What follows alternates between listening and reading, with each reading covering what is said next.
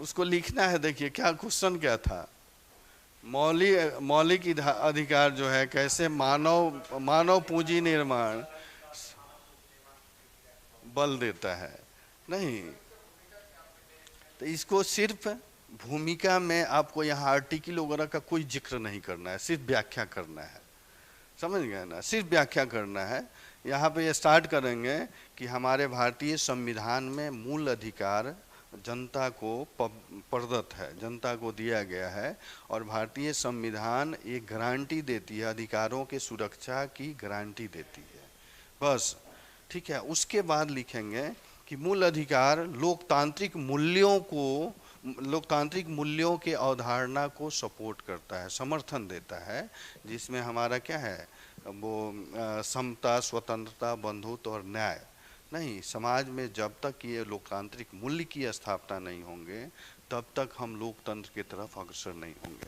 तो क्या है, मूल अधिकार की विशेषता हो गया, मूल्य अधिकार की विशेषता हो गया लोकतांत्रिक मूल्य की स्थापना करना। जैसे लोकतांत्रिक मूल्य की स्थापना होगी तो मानव गरिमा स्थापित हो जाएगी, मानव प्रतिष्ठा स्थापित होगी, और मानव गरिमा जब स्थापित होगी तो मानव का मानवीय संसाधन विकास के तरफ मानव बढ़ेगा, अर्थात स्किल लेवल की तरफ बढ़ेगा, कौशल का विकास होगा। जैसे ही कौशल का विकास हो जाएगा तब मानव पूंजी का निर्माण होगा, जो हमारे कल्याणकारी राज्य की स्थापना की अवधारणा को सपोर्ट करेगा। ठीक है, बस व्याख्या करना है इसको।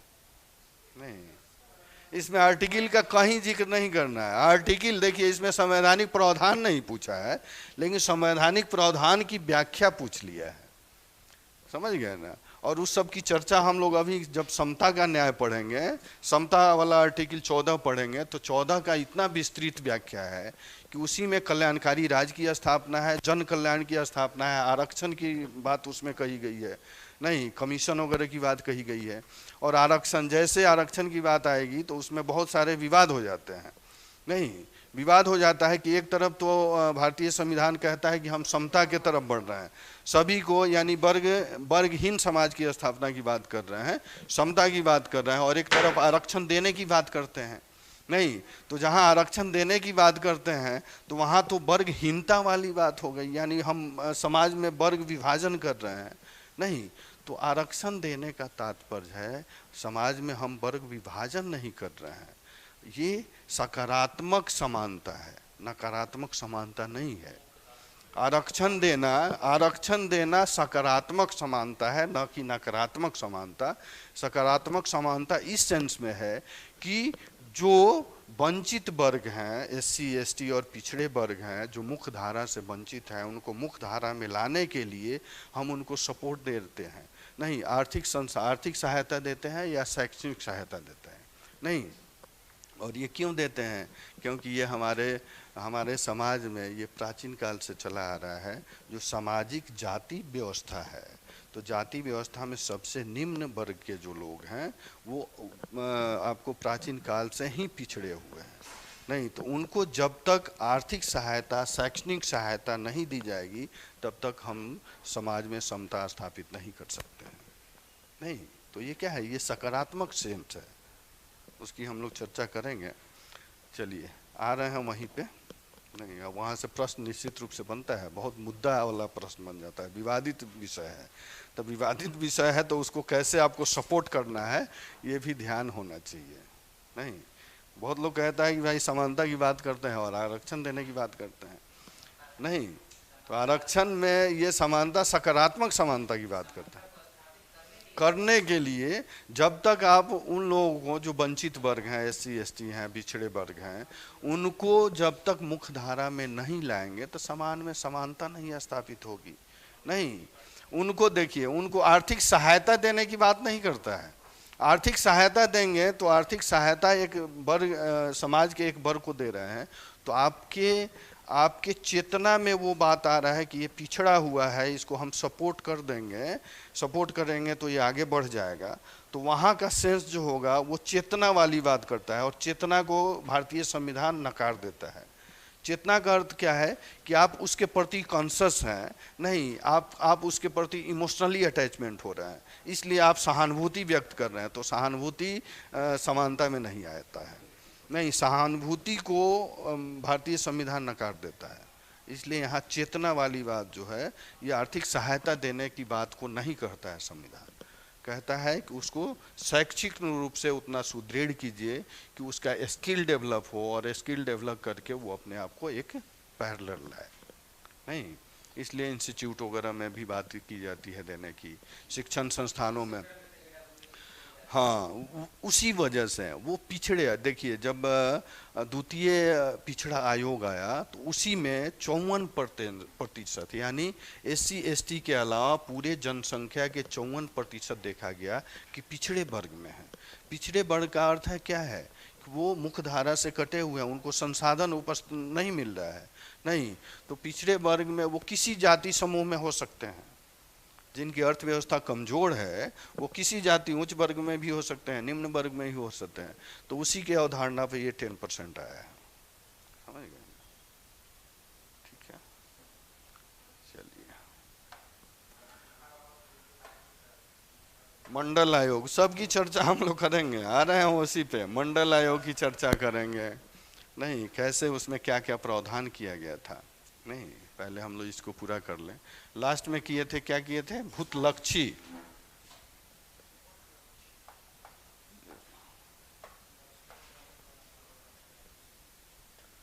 भूतलक्षी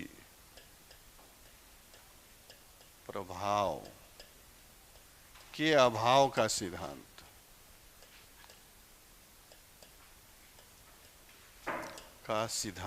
क्या था जी? क्या सिद्धांत था? किस आर्टिकल से जुड़ा हुआ है? नहीं, 13(1) से जुड़ा हुआ है। नहीं, 13(1) में क्या कहा गया है? कोई एक आदमी बोलिए, सब सुनिए, अगर नहीं वो सपोर्ट करेंगे तो और बोलिए। हाँ जी बोलिए, अभी बोलिए। 13(1) क्या कहता है?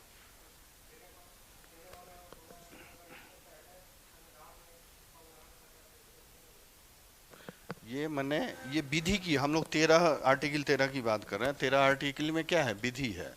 नहीं, विधि की बात की गई है। तो ये 13(2) है, ये कहता है संविधान निर्माण के पूर्व जो विधियां बनी है, नहीं, संविधान निर्माण के पूर्व जो विधियां बनी है और उन विधि से मौलिक अधिकार टकराता है, मौलिक अधिकार हनन होता है, तो वह संगत नहीं माना जाएगा।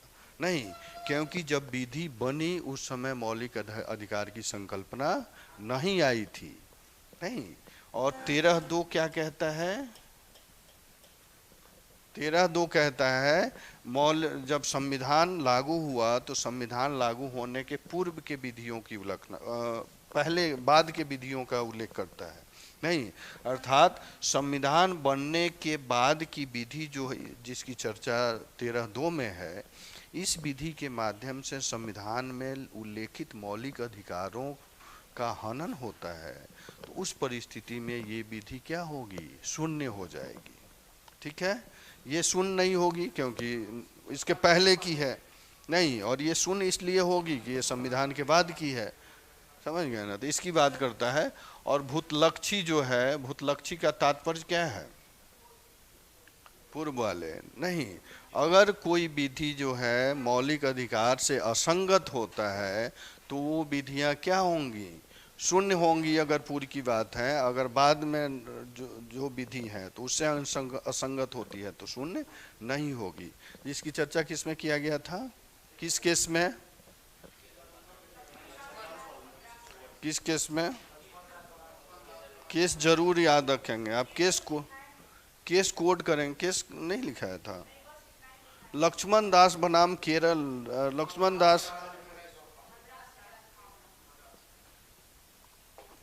दास बनाम मद्रास राज 1955 52, हाँ 52 है।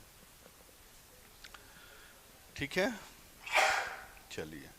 इसमें 3 तरह का हम लोग दिए थे। यहीं परिस्थितियां फंस रही थी, 2 और 1 वाला। नहीं कि कब कहाँ विधियां असंगत होगी, किस स्थिति में शून्य किया जाएगा, तो उसको देखते हुए ये सिद्धांत आया। किसके द्वारा,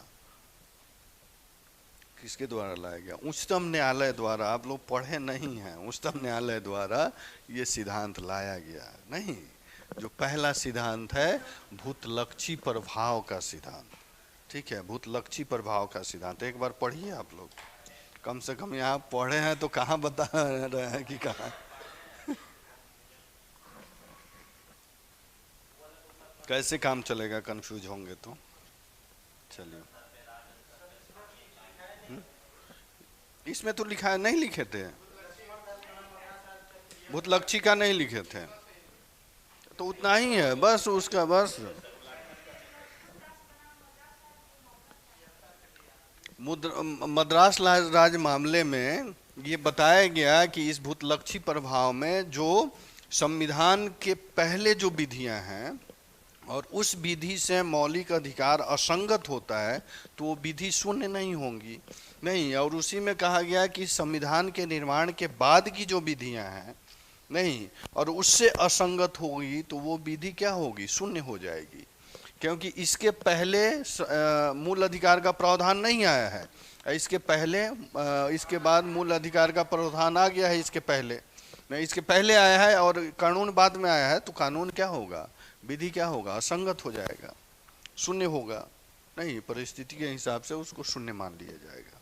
ठीक है, चलिए दूसरा है पॉइंट, ये पहला है, पहला सिद्धांत है। ठीक है, दूसरा सिद्धांत की हम लोग चर्चा करेंगे, पृथकता का सिद्धांत। पृथक,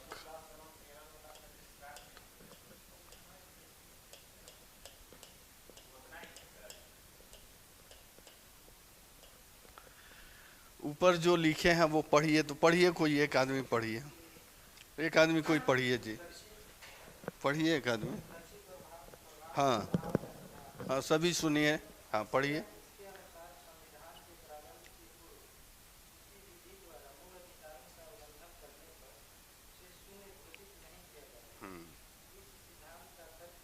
आप अपने कॉपी में पढ़िए, नहीं लिखे आए थे? अच्छा, हाँ चलिए।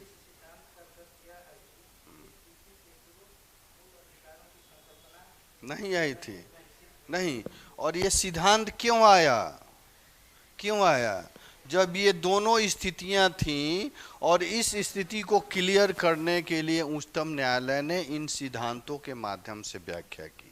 नहीं, तो उच्चतम न्यायालय व्याख्या क्यों करता है? जब उसके साथ कोई मुद्दा जाता है, कोई केस जाता है, तो ये वाला केस गया था, इसी में ये डिसीजन आया था। समझ गए? हाँ, लक्ष्मण दास, कोई भी अगर देखिए कहीं भी उच्चतम न्यायालय अगर कोई बात कहता है तो आप रेफरेंस में केस जरूर कोट करेंगे। नहीं ऐसे लिख देंगे कि हाँ उच्चतम न्यायालय ने इस तरह की बात कही और केस नहीं डालेंगे तो 50% मार्क्स मिलेगा। नहीं, कोई प्रूफ नहीं है कि हाँ उच्चतम न्यायालय कही है या आप अपने से कह रहे हैं। नहीं, अगर वहीं केस कोट कर दिए तो हाँ इस केस में उच्चतम न्यायालय ने कहा है। ठीक है, तो वो केस वाले आप नीचे भी ऊपर भी डाल सकते हैं कि इस केस में उच्चतम न्यायालय ने इस तरह की बात कही है, या बात कह करके लिख देंगे कि इस केस में ये बात है। ठीक है, एग्जाम्पल के रूप में। दूसरा सिद्धांत है पृथकता का सिद्धांत। दूसरा है पृथकता का सिद्धांत। 4 सिद्धांत दिया है उच्चतम न्यायालय, दूसरा है पृथकता का सिद्धांत। ठीक है,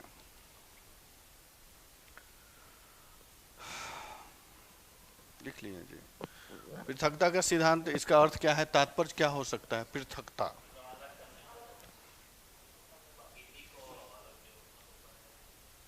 इसमें उच्चतम न्यायालय ये देखता है, ये ऐसी प्रक्रिया है कि उच्चतम न्यायालय देखता है जो विधि बनी है तो विधि में उचित प्रक्रिया का सहारा लिया गया है कि नहीं लिया गया है। अगर प्रक्रिया का सहारा नहीं लिया गया है किसी खंड में तो उच्चतम न्यायालय उस विधि के कुछ भाग को असंगत घोषित कर देता है। समझ गए? उच्चतम न्यायालय यह ऐसी प्रक्रिया है जिसमें उच्चतम न्यायालय देखता है जो विधि बना है, विधि केंद्र सरकार या राज्य सरकार बनाई है, या विधि बनाने वाले कोई भी प्राधिकरण अगर विधि बनाए हैं तो उनको जांच पड़ताल करने का काम कौन करता है? न्यायालय करता है। नहीं, न्यायालय करता है और न्यायालय देखेगा, जांचेगा कि विधि बनाने की प्रक्रिया जो है वो उचित है या नहीं है। ठीक है, वो देखेगा। अगर उस विधि में कोई भी भाग असंगत होता है तो उसको हटाने का सुझाव देता है उस प्राधिकरण को, जिसको पृथकता का सिद्धांत कहता है। ठीक है, लिख लीजिए इसमें पृथकता का सिद्धांत डैश दे करके। इसका तात्पर्य प्रक्रिया के उस भाग से है। इसका तात्पर्य प्रक्रिया के उस भाग से है जिसके आधार पर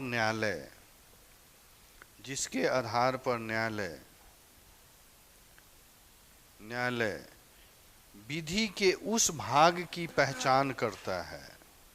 न्यायालय विधि के उस भाग की पहचान करता है जो अधिकारों से असंगत हो। अधिकारों का तात्पर्य क्या है? मूल अधिकार।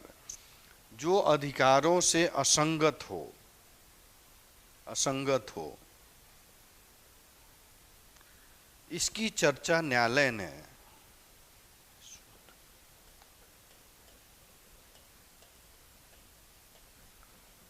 रामेश्वर बनाम बिहार राज्य न्यायालय ने रामेश्वर बनाम बिहार राज्य ब्रैकेट्स में 1962 मामले में किया था। 1962 मामले में किया था। नहीं, इसकी चर्चा न्यायालय ने रामेश्वर बनाम बिहार राज्य 1962 में किया था। ठीक है, जब विधि बनता है तो पृथकता का अर्थ क्या है? पृथक करना। न्यायालय पहचान करेगा, नहीं केंद्र सरकार, राज्य सरकार या प्राधिकरण, विधि बनाने वाले प्राधिकरण अगर कानून बना रहे हैं तो न्यायालय क्या होगा? केंद्र के स्तर पर उच्चतम न्यायालय और राज्य के स्तर पर न्यायालय उसको पहचानेगा कि इससे मूल अधिकार का हनन तो नहीं हो रहा है। नहीं, हनन हो रहा है तब उसमें सुधार करने का सुझाव देगा। इसको क्या कहेंगे? पृथकता का सिद्धांत। और इसकी चर्चा किसमें हुई थी? रामेश्वर बनाम बिहार राज्य मामले में ये केस आया था 1962 में। ठीक है, चलिए तीसरा है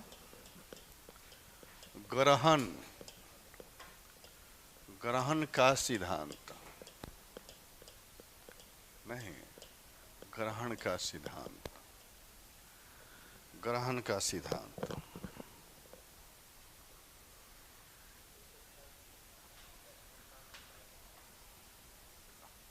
लक्ष्मीकांत में नहीं मिलता है।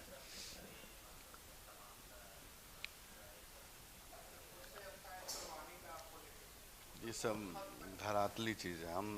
मैं तो पहले दिन से कह रहा हूँ कि आप लोग एनसीईआरटी पढ़ लीजिए, हिम्मत करके पढ़ लीजिए।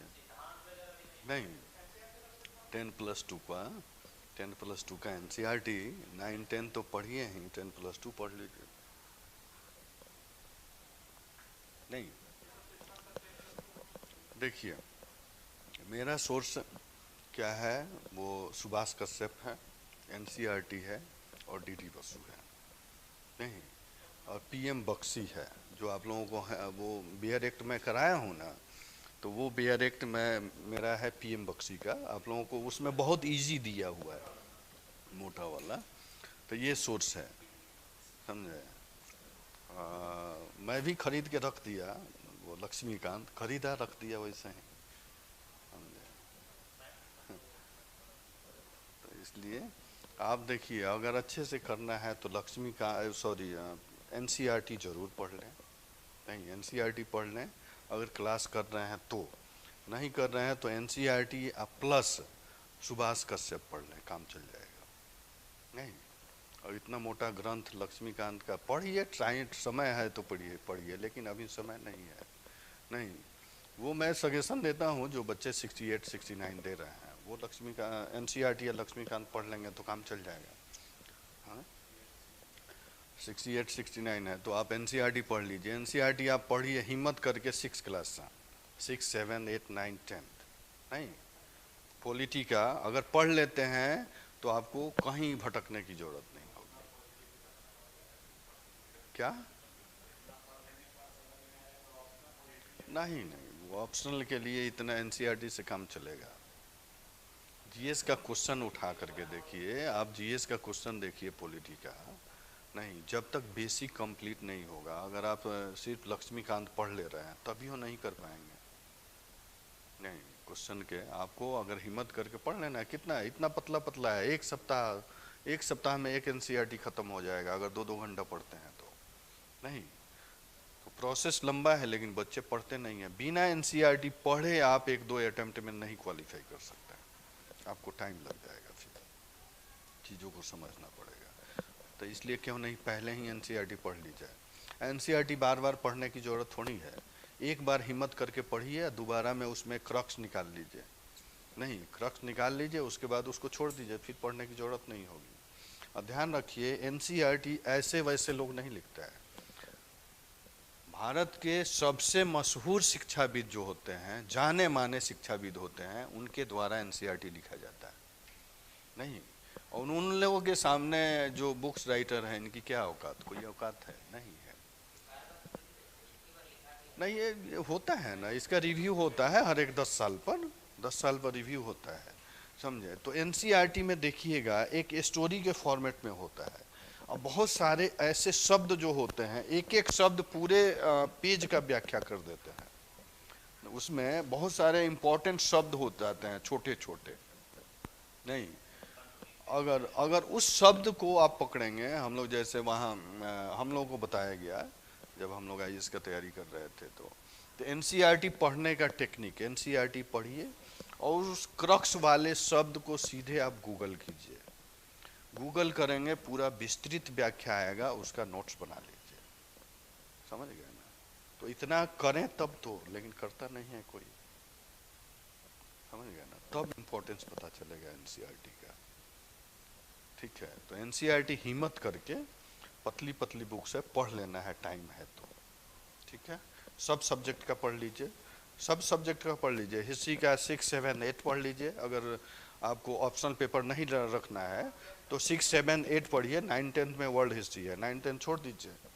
नहीं, 11 पढ़ लीजिए, उसके बाद भटकने की आवश्यकता ही नहीं होगी, ठीक है। ज्योग्राफी पढ़ लीजिए, ज्योग्राफी 6 क्लास का देखिए कितना इम्पोर्टेंस है उसमें। नहीं, क्रक्स दिया हुआ है 6 क्लास में ज्योग्राफी का, 6 से बना। अगर एनसीईआरटी पढ़ेंगे तो आपका प्री निकल जाएगा, मेंस का 40 से 50% तैयारी हो जाएगी मेंस का, समझ गए ना। बच्चे पढ़ते नहीं हैं। देखिए अभी जो है सीबीएसई वाले या जो टेक्निकल जो आईआईटीएन है या मेडिकल वाले हैं, क्यों 1-2 अटेम्प्ट में आईएएस क्वालिफाई कर जा रहे हैं? उनको पढ़ा हुआ है, वो पहले से बेस मजबूत है, एनसीईआरटी बेस ही है उनका। नहीं, सीबीएसई क्या करती है, सिर्फ एनसीईआरटी फोकस करती है, और एनसीईआरटी बच्चे रट लेते हैं, 90% लाते हैं मार्क्स। नहीं, उनका कंप्लीट है, और आकर के उसको एप्लीकेशन बेस्ड पढ़ लेते हैं, हो जाते हैं, क्वालिफाई हो जाता है। नहीं, 22-23 साल में देखिए, 18 साल में, 17-18 साल में आईआईटी क्वालिफाई कर रहे हैं। पहले ये बात नहीं था, तो 4 अटेम्प्ट आईआईटी दीजिए, अब अटेम्प्ट भी खत्म किया, इसलिए किया कि वो क्वालिटी आ रहा है ना। नहीं, 1-2 अटेम्प्ट में बच्चे क्वालिफाई कर जा रहे हैं आईआईटी, 22-23 साल में सीईओ बन जा रहे हैं। नहीं, उतनी कैपेबिलिटी हो जा रही है। आईएएस का देखिए 22-23 साल में सिलेक्शन होकर के वो अधिकारी बन जा रहा है। क्यों बन रहा है? क्योंकि मानसिक विकास हो गया है, काफ़ी बच्चे अवेयर हो गए हैं, दुनिया भी अवेयर हो गई है। नहीं, इसके साथ साथ बहुत सारे सपोर्टिव पॉइंट है। नहीं, 10 साल पहले का देखिए, बच्चा 6 साल में जाता था पहला क्लास में, जाता था ना जी। नहीं, पहला क्लास में 10 साल का होता था तब वो इंग्लिश का ABCD सीखता था। अभी देखिए एलकेजी का बच्चा 2.5 साल 3 साल का बच्चा है जो ABCD बोल रहा है। अंतर होगा कि नहीं? तो चलिए, हम लोग कहाँ थे? ग्रहण का सिद्धांत। ग्रहण का सिद्धांत का तात्पर्य है कि इसमें उच्चतम न्यायालय क्या करता है कि विधि को पहले रीड करता है, समीक्षा करता है, और पूरे विधि को रीड करता है, समीक्षा करता है। विधि में कोई भाग मौलिक अधिकार से असंगत है, सुनिएगा ध्यान से, न्यायालय विधि की समीक्षा करता है और विधि का कोई भाग न्यायालय से असंगत है तो उस भाग को बदलने की प्रक्रिया के तरफ जोड़ देता है। नहीं, यानी उस भाग को हटा लिया जाता है, कहता है इस भाग को जो प्राधिकरण विधि बनाया हुआ है उसको निर्देश देता है कि इस भाग को जो विधि से मौलिक अधिकार से असंगत है उस भाग को आप हटाइए और इसमें संशोधन कीजिए। तब तक वो विधि के शेष भाग हैं जो वर्क कर रहे होते हैं और निर्देश देता है कि जो असंगत वाले भाग हैं इनको हटाइए और इसमें फिर संशोधन कीजिए। संशोधन के बाद फिर उस विधि को शामिल कर लिया जाता है, जिसको ग्रहण का सिद्धांत कहते हैं। कहा जाता है ना, क्या आप पे ग्रहण लग गया है, आपके काम पे ग्रहण लग गया है? नहीं, ग्रहण लगने का अर्थ है कि आप कोई शुभ काम करने जा रहे हैं और अचानक कुछ परिस्थिति ऐसी हो गई कि काम नहीं हुआ। नहीं, तो आप विड्रॉल करते हैं, फिर उसमें सुधार करते हैं या फिर दिशा निर्देश देते हैं या कोई दूसरा दिन निर्धारित करते हैं। नहीं, बहुत लोग कहते हैं कि आज का दिन अच्छा नहीं था इसलिए ग्रहण लग गया। नहीं, आज आपको जाना था पूरब के तरफ, निकल गए पश्चिम के तरफ, ये भी लग गया। कहावत है ना जी गाँव में। या बहुत अंधविश्वास है समाज में, या कोई देख लिया या कोई टोक दिया इसलिए ग्रहण लग गया। नहीं, तो ग्रहण लगने का अर्थ है कि आप मत जाइए, उसमें सुधार कीजिए, नहीं उस प्रक्रिया से बचिए। यही काम न्यायालय करता है उस विधि में। यानी विधि जो मूल अधिकार से असंगत है, मूल अधिकार से टकराता है, उस विधि वाले भाग को न्यायालय कहता है प्राधिकरण को कि आप इसको संशोधन कीजिए। नहीं, संशोधन कीजिए, संशोधन के बाद वो संगत होता है तब उसको फिर शामिल कर लिया जाता है विधि में। उसको क्या कहते हैं? ग्रहण का सिद्धांत। ठीक है, लिखिए इसमें 2 पॉइंट। इसके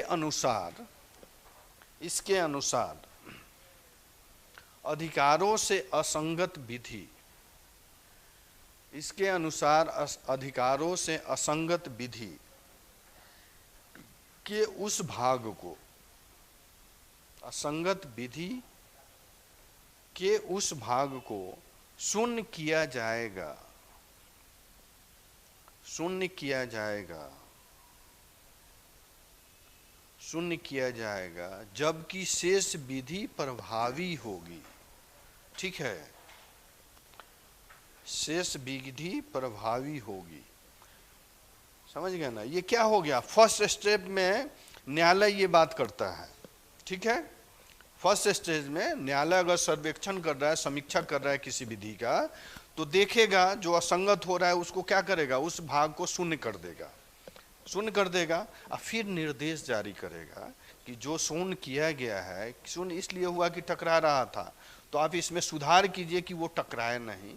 नहीं, निर्देश देगा कि सुधार कीजिए और फिर संगत वाले विधि को फिर जब वो समीक्षा करके उसमें सुधार जब हो जाएगा तो फिर उसको उस विधि में शामिल कर दिया जाएगा। नहीं, इसी में आगे लिखेंगे शून्य घोषित, इसी में शून्य घोषित होगी के बाद, रहेगी के बाद, शून्य घोषित किए गए भाग में, शून्य घोषित किए गए भाग में संशोधन कर उसे पुनः प्रभावी बनाया जा सकता है, उसे पुनः प्रभावी बनाया जा सकता है, जा सकता है। इसकी चर्चा उच्चतम न्यायालय ने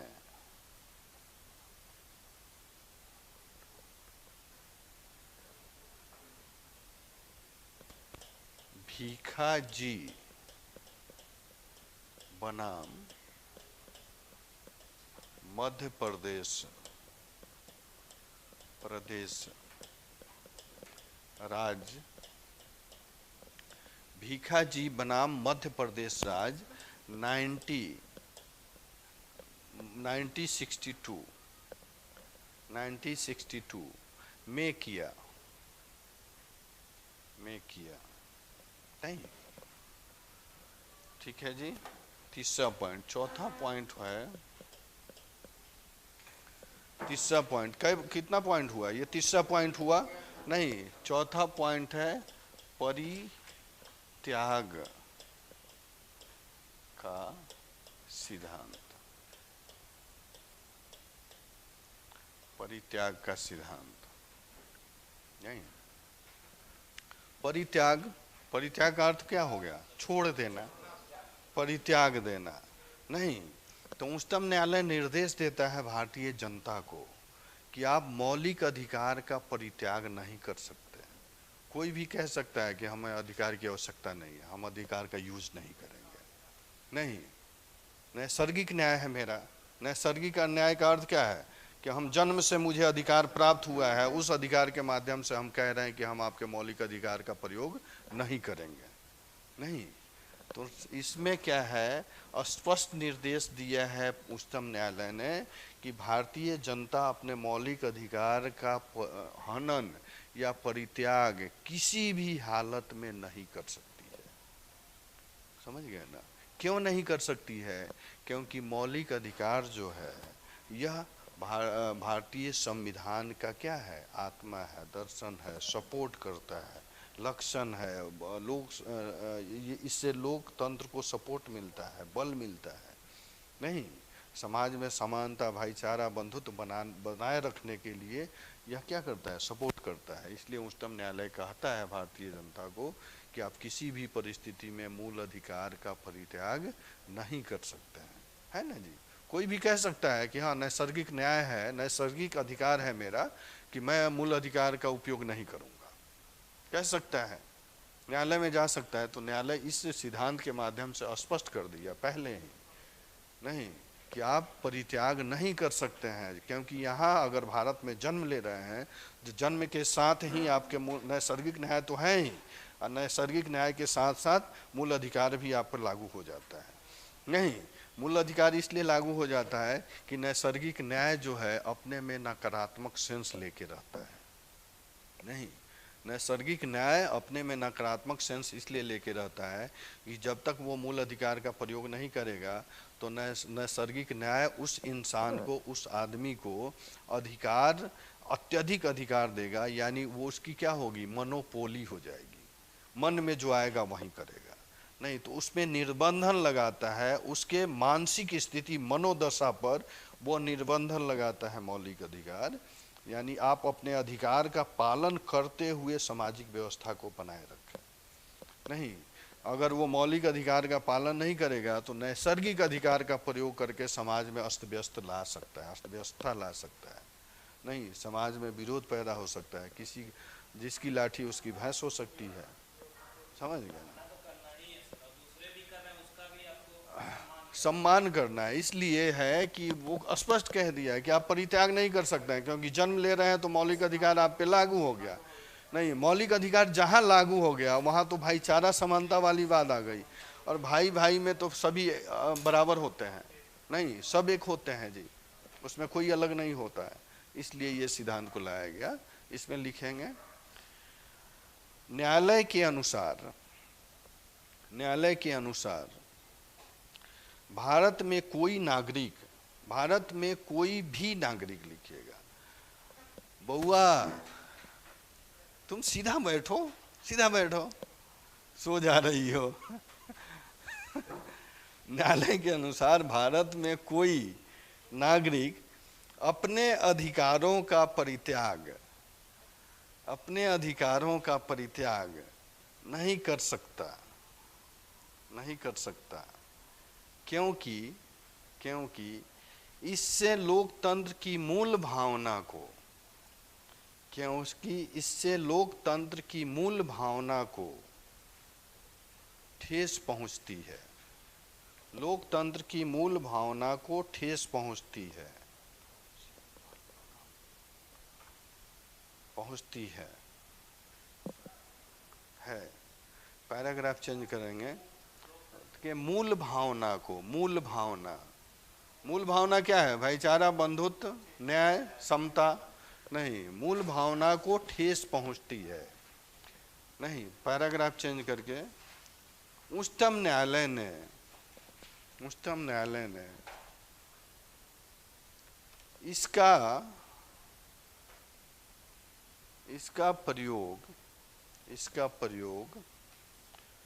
इसका प्रयोग नरसिंह पाल